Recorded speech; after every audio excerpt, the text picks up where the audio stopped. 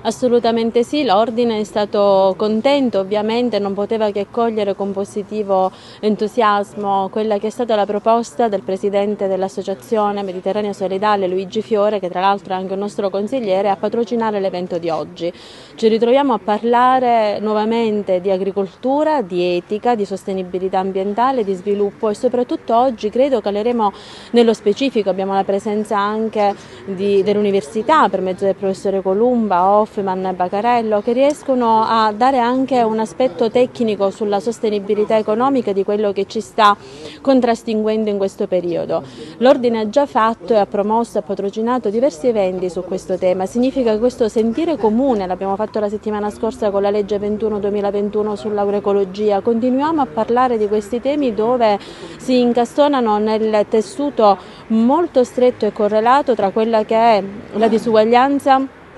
diciamo presente nel mondo. Lo vediamo oggi parlando dell'agrosostenibilità, parlando dell'agroalimentare, cercando di ridurre, anche secondo quello che è previsto nell'obiettivo 2 di Agenda 2030, le disparità, lo spreco alimentare, per cercare di entrare meglio nel tema su quella che è un'agricoltura fatta bene, che sia fatta secondo i principi della sostenibilità ambientale ed economica, che sia un rapporto anche etico nei confronti di quello che è il cibo e il contesto sociale pure del cibo. Oggi è un incontro interessante anche perché riusciamo sicuramente a declinare pure un'esperienza per mezzo del libro del professore Bacarello di quella che possa essere un excursus storico durato di più di 55 anni in relazione pure al settore economico. Come Ordine non ci fermiamo, chiaramente stiamo sempre presenti a discutere di questi temi e non solo, che inerenti sempre a quella che è l'agricoltura, l'ambiente e un nuovo modo di vivere il nostro pianeta.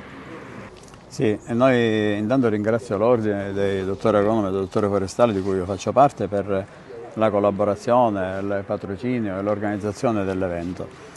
Oggi parleremo della Laudato Si e dei richiami che la Laudato Si fa all'ambiente, all'agricoltura, a tutto quanto riguarda l'attività legata al mondo agricolo stesso.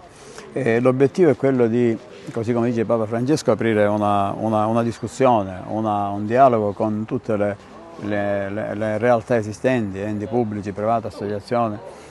ordini professionali, al fine di immettere una nuova